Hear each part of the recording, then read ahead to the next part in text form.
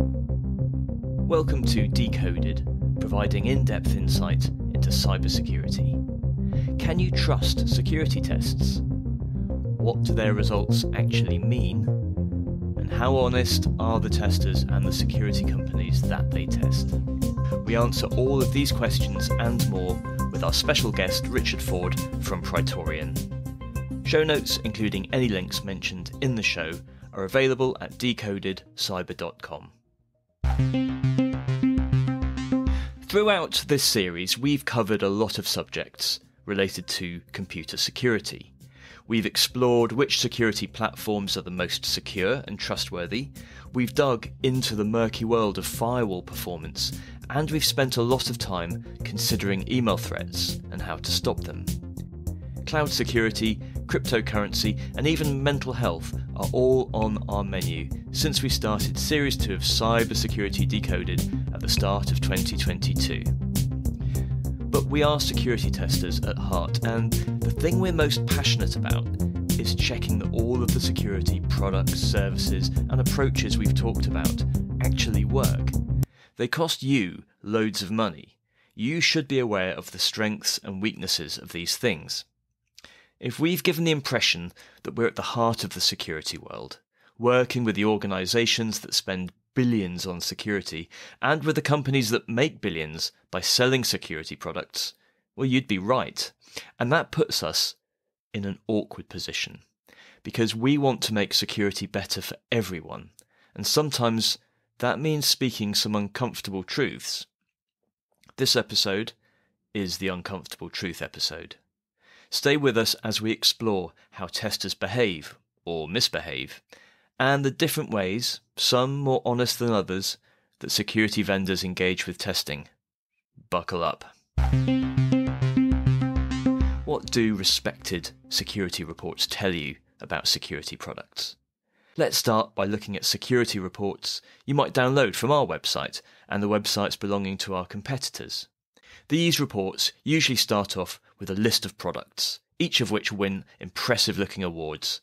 But have you considered what those fabulous awards mean? How come there aren't any massive losers in the list, and how hard is this security test anyway? Most people outside of the security industry really just want a short list of products to choose from. They aren't interested in the nerdy details, but there are lots of ways that you can test products, and this is really important when you're using reports to help you choose which to buy, because some are useful and some are confusing at best, if not just plain wrong actually. But in all cases, you need to know how they tested to know how to interpret their results. Now let's move away from security just for a minute. You could prod a teddy bear and say, well, that looks good enough, or you could take it to pieces and analyse every component forensically for build and functional quality. This toy looks safe, its parts are large, soft and non-toxic, and we can't burn it easily. Plus, it's got big cute eyes. And this could be a baseline for cuddly toys, safe with cuteness as an extra bonus. But what about security products? What's a baseline for antivirus, for example? For anti-malware products, we have to consider a few different things, including the following. First, is it really an anti-malware product? Is it at least basically functional? Second, can it determine a good quantity of common malware without blocking lots of useful software? And finally, can it stop the malware as well as simply detecting it? How hard do you want your security testing to be? We could take a product, scan a real virus or the harmless ICAR test file, and record that it detected a threat. Is that good enough? It's good enough to answer the first question. It is at least basically functional, and it should reassure you that you've installed the software correctly. But you can't tell if it's better than other anti-malware products because they should all react in the same way. You also can't tell if the product has extra functionality capable of detecting and stopping other types of threats, of which there are many. Scanning files is a basic way to test anti-malware, and in most cases it's too basic. Let's turn up the dial and throw a wider range of attacks at the products. We could use malware that bad guys use to attack everyone every day, and we call these threats commodity attacks, because they're all over the place, indiscriminately damaging computers across the globe. As testers, our hope is that all main anti-malware products will detect each of these threats. To us, that's the baseline. If a product can't detect all common malware, there's something very wrong going on. When we go further than that though, by using forensics, we can tell not only how many threats a product can recognise, but how well it can protect against them too. An antivirus might say, "Oh, I see a virus and I've blocked it." But we don't trust that claim. We check that it's really done what it said it did. And we could go harder still and use targeted attacks designed to evade anti-malware. So we do, and that's the targeted attacks part of the SE Labs endpoint tests, for example. It's beyond the baseline and helps show which innovative products are capable of the best protection. This stuff isn't secret. We go into loads of detail, even including tutorials about threat chains and protection layers in each of our reports. Make sure that any reports you use are similarly detailed, or ask the tester some detailed questions like, why don't they explain what they've done?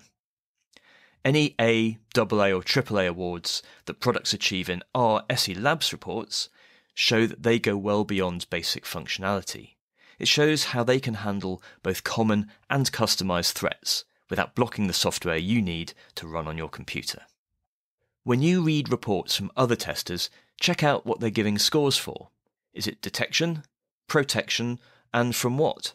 Saying something is good when you've not tested it properly isn't very helpful. So we've looked at what the baseline of a product is, basically functional and capable of detecting the most common threats. Now let's look at the baseline of a security report. What should it include to be credible? How should the reporters themselves behave? And why does any of this matter? Which reviews are worth using? Given that you might want to look further than SE Labs for advice on antivirus, where else should you go? The safest option is to visit websites belonging to well-known professional antivirus testers. There are only a handful, and most are members of the Anti-Malware Testing Standards Organisation. AMTSO tracks tests from members and notable non-members. If you go to their website, you'll find a list of testers. Not every antivirus test is worth your attention, though. While we applaud enthusiastic amateurs getting involved in the security world, sometimes homemade tests are unintentionally biased, which means they can give you the wrong information. It's like trusting your friends down the pub or on social media to give sound advice on vaccine technology or investing in the stock market. You might listen to them, and they might even be right some of the time, but hopefully you won't make life-changing decisions based entirely on their opinions. While established professional testers don't always agree with each other, they use scientific methods to check that antivirus software works properly.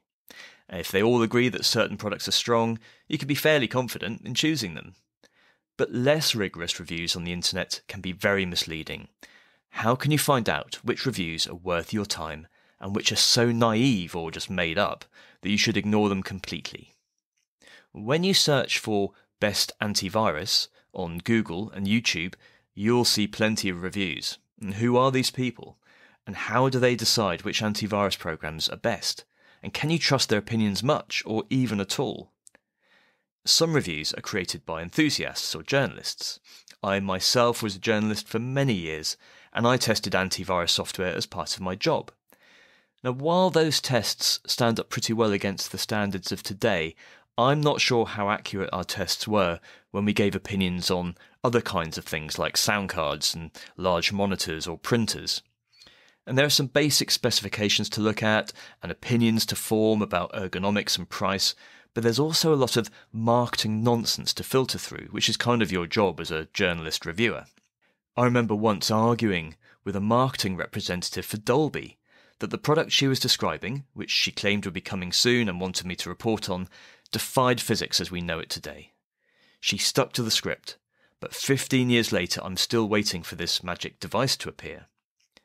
But sadly, journalists for other magazines did report on its imminent arrival, and the same way that for years they repeatedly reported that we'd be getting broadband through our electricity cables, which is something I first heard about in the late 90s. It never happened in any significant way. So, with the best will and respect in the world, I don't think I'd go to a journalist for recommendations of complex security products, unless they report using data from more technical sources, in which case, great. Other reviews are created by business people who make money promoting antivirus products. They then earn commission when you buy them. Some reviewing organisations are even run by security companies that sell antivirus products. This is a different kettle of fish to the unknowing giving an opinion. You might worry about taking financial advice from someone who earns commission on the pension plans or energy deals that they recommend. The same applies here. The reviewer is biased and making recommendations for their benefit, not necessarily yours.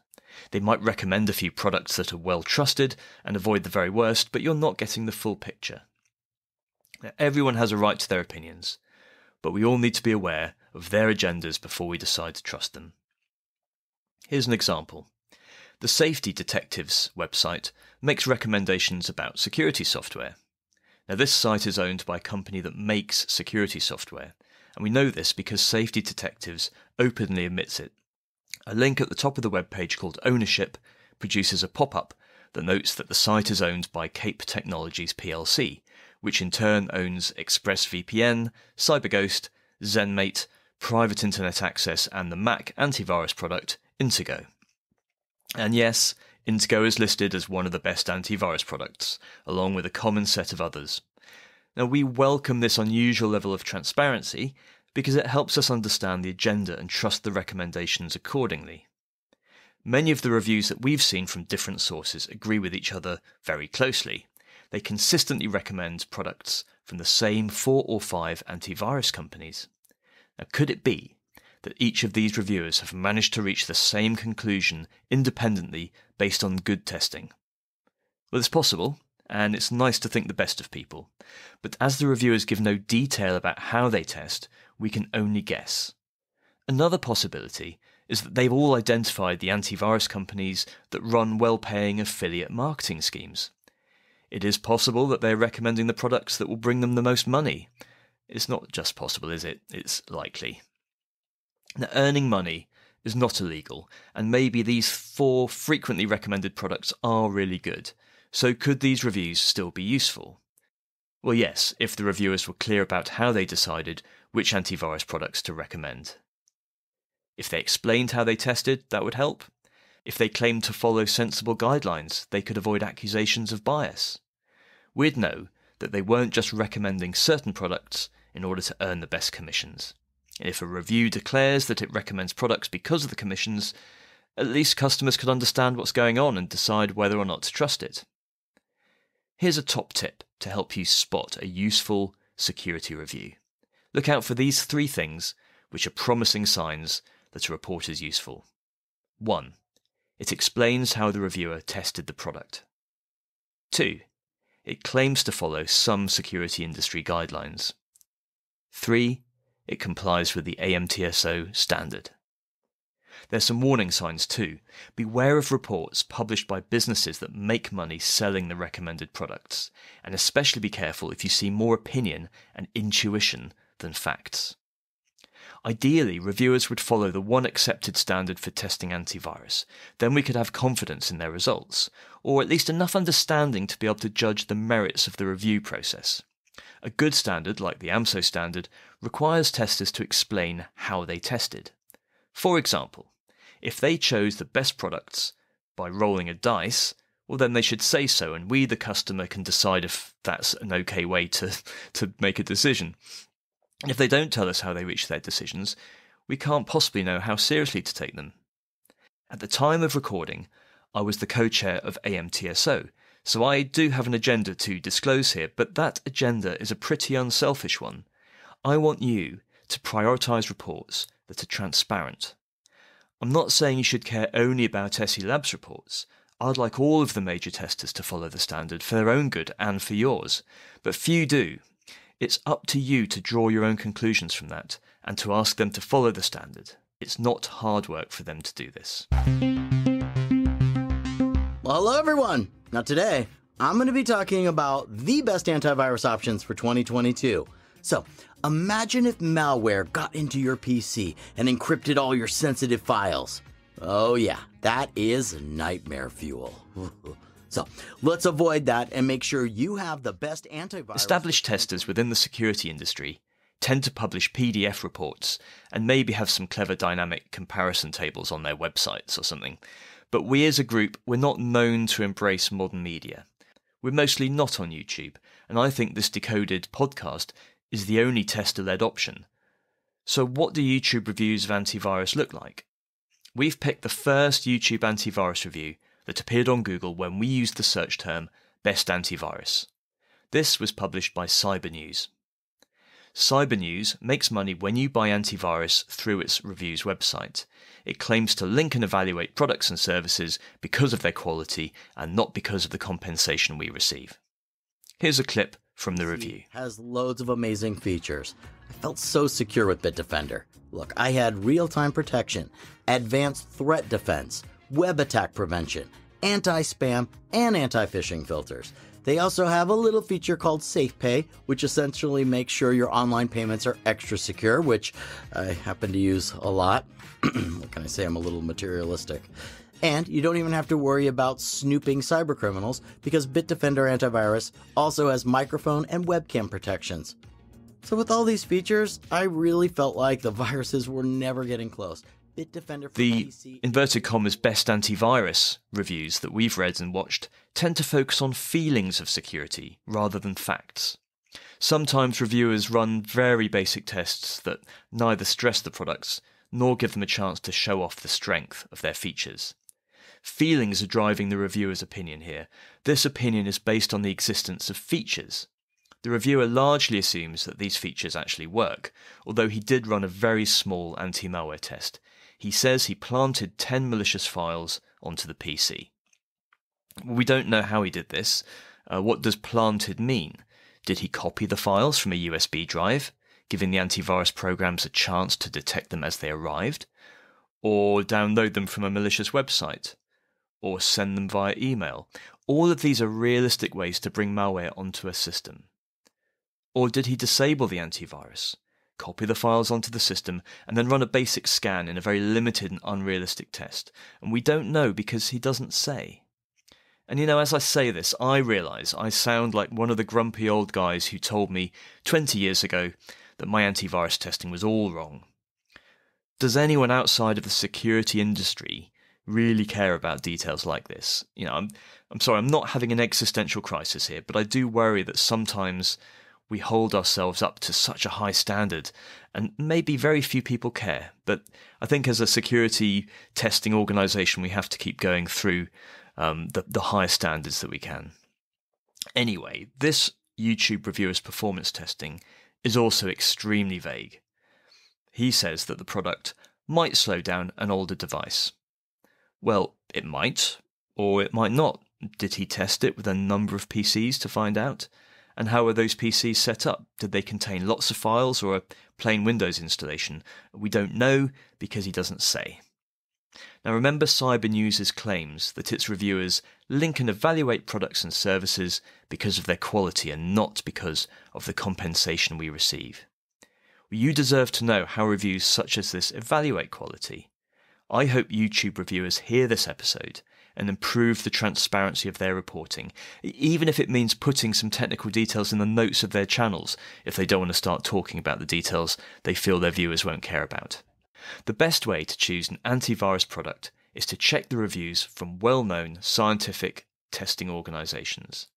Then consider the products that performed the best over a period of time and which have features you personally care about, and price is obviously going to be a major consideration too.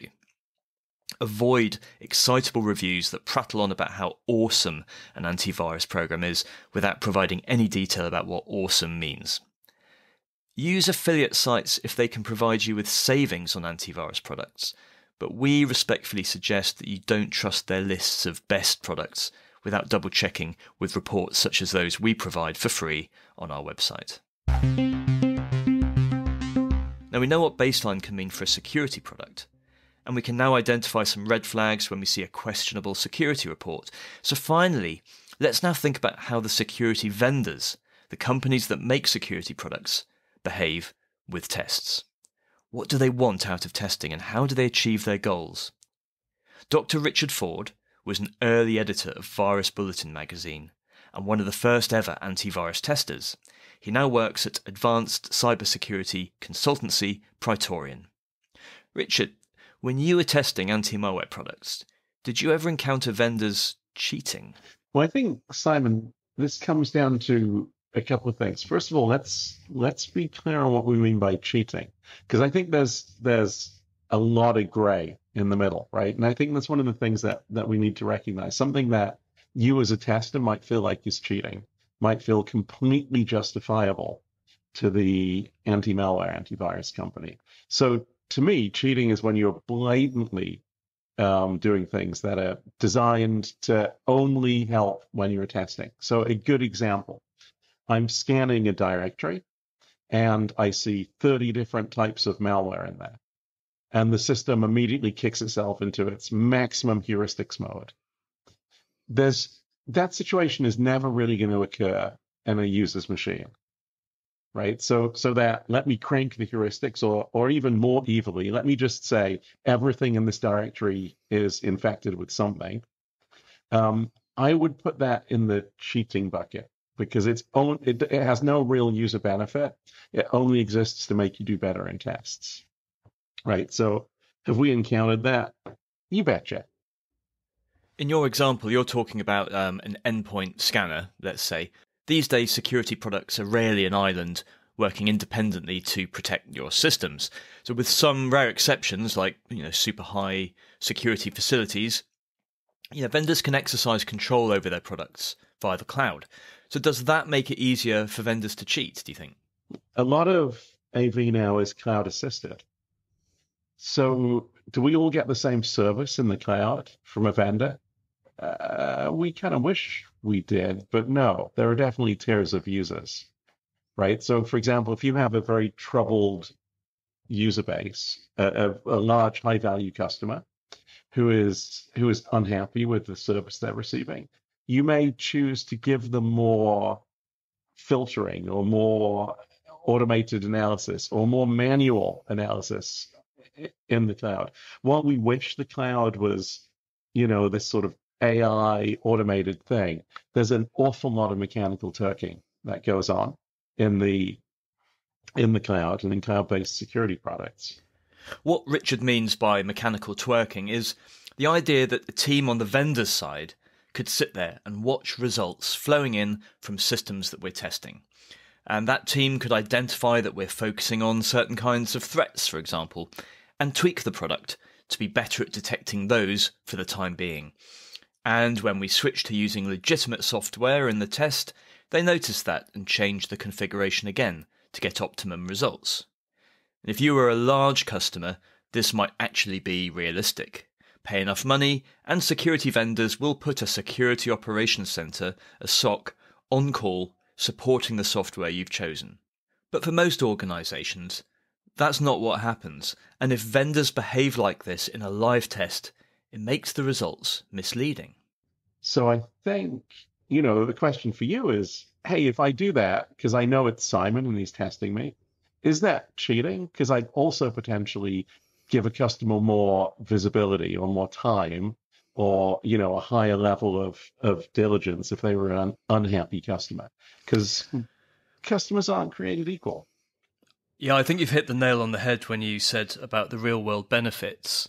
What is the purpose of a test? If the test's purpose is to assess a product and find some kind of average general baseline of effectiveness, then you would hope that the vendor wouldn't be working away very hard in the background, monitoring everything that you're doing and adjusting things. But in a real world, they might, like you say, have a very high-value client, and they're essentially taking on some of the role of the SOC, in which case they would be doing all of those things.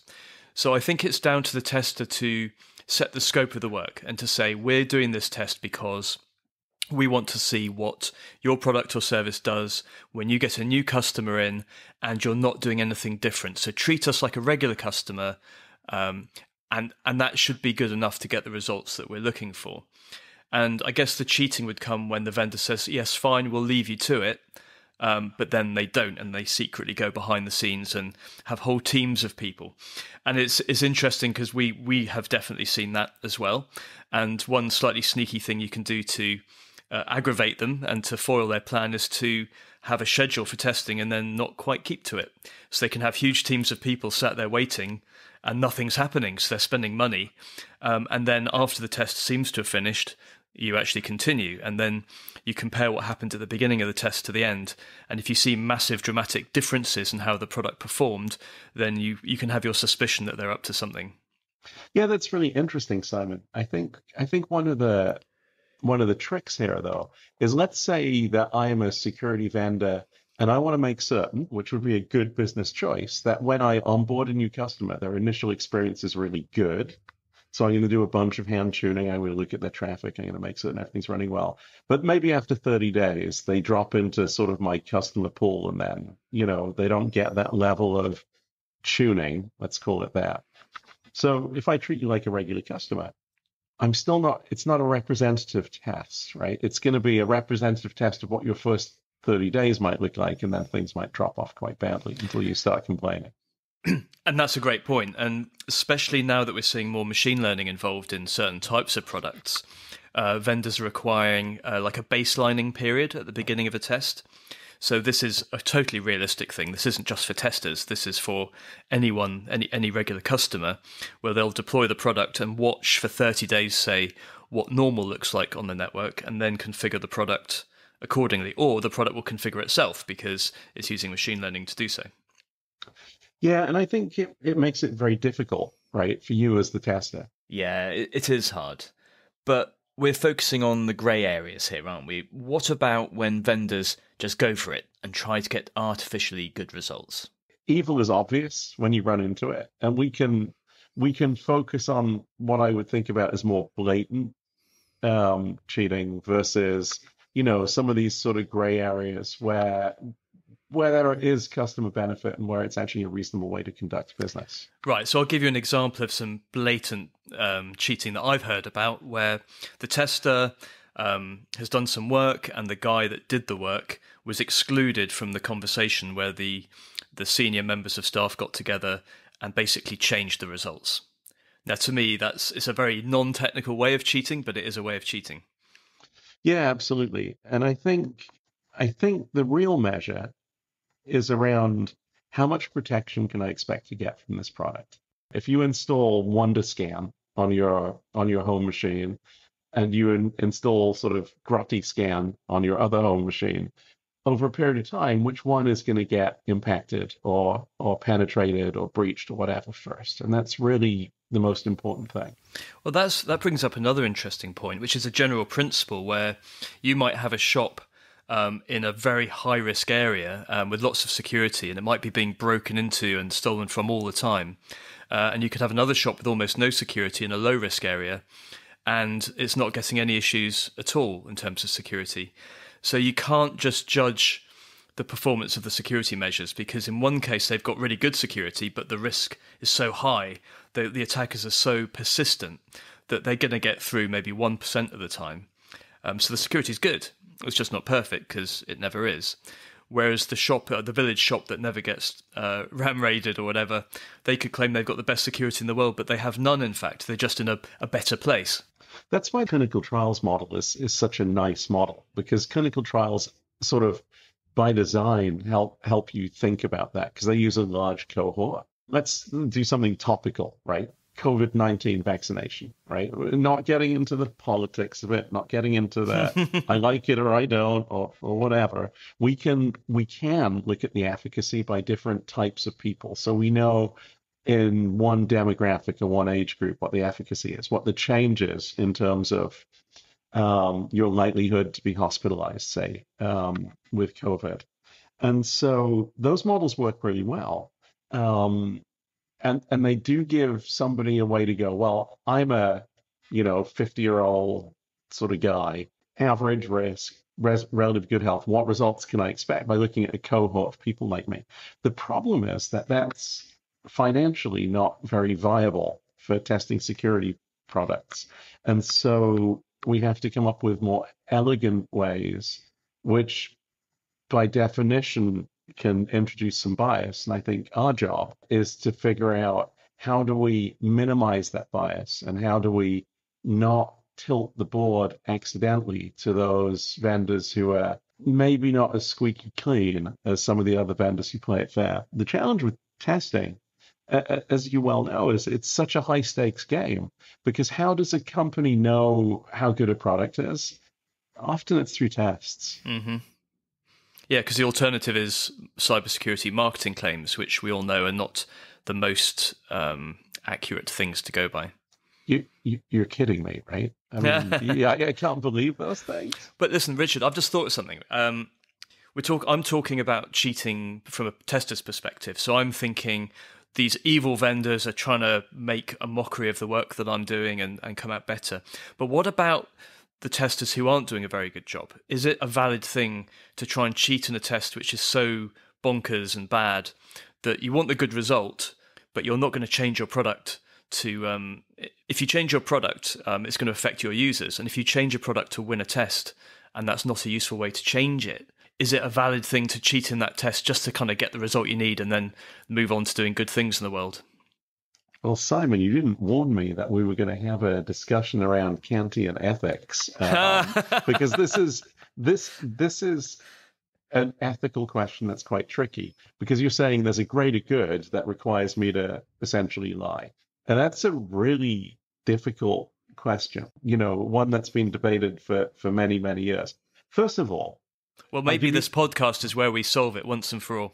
Oh, I'm looking forward to it. The book that we shall jointly write. I think the best approach would be to annihilate all the bad tests out there, right? And I know that you sort of agree with that, because part of what it was all about was giving more credence and visibility to tests that are actually compliant and sensible, and getting these terrible tests that encourage vendors to do terrible things, or put vendors in a bind where the best products have to make a really difficult decision of, should I let my product look bad in this test, or should I just pass the doggone test? I think we have to find a way of weeding those tests out and shining a light on the fact that you really shouldn't pay too much attention to this test because it's not a scientifically valid way of measuring something.